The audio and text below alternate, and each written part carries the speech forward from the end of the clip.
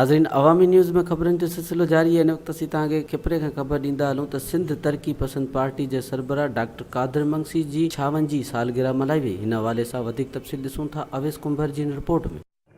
STP सरबराह doctor कादिर मंगसी जी 56 सालगिरह की मुनासिबत सां STP हाउस खिपरो में तकरीब थी, जंहिंमें हुसैन तुर्क, अवेस रुंजो, गोराम दर्स, कादिर बख्श दर्स, रहीम कोरी, अल्लाह बख्श जोखियो, शफ़ी मोहम्मद मरी, नारायण भील समेत वॾे तइदाद में STP जे अॻवाननि ऐं कारकुननि शिरकत कई।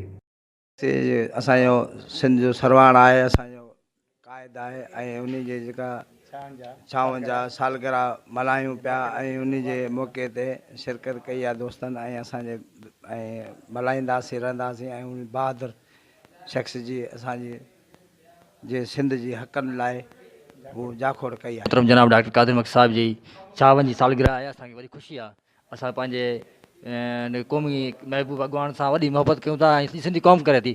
डॉक्टर साहब उहा शख़्सियत आहे जॾहिं सिंध को ॾुखियो टाइम आहे, डॉक्टर साहब साम्हूं थी बीठो आहिनि। को बि सिंध दुश्मन फ़ैसिलो हुजे ऐं सिंध को ॾुखियो टाइम आयो हुजे ऐं सिंध जे हक़नि लाइ हमेशह डॉक्टर साहब पाण पतोड़ियो आहे ऐं इंशाअल्लाह पतोड़ींदा। असांजे क़ाइद सां इहो वचन आहे, असांजी ज़िंदगी डॉक्टर कादिर मंगसी सां गॾु आहे। 56 सालगिरह आहे, उन जी ख़ुशी में असीं केक काटे रहिया आहियूं। इंशाअल्लाह STP जा कारकुन हर जॻह ते केक काटनि पिया ऐं काटींदा रहंदा ऐं जिथे बि सिंध ते को ॾुखियो वक़्तु आयो ऐं STP जा कारकुन मैदान अवल हूंदा। सालगिरह जी तकरीब में शरीक अॻवाननि ऐं कारकुननि जो चवण त डॉक्टर कादिर मंगसी सिंध जो सपूत पुटु आहे, जंहिं सदाईं सिंध जे हक़नि लाइ पाण पतोड़ियो आहे। अवेस कुंभर, अवामी न्यूज़, खिपरो।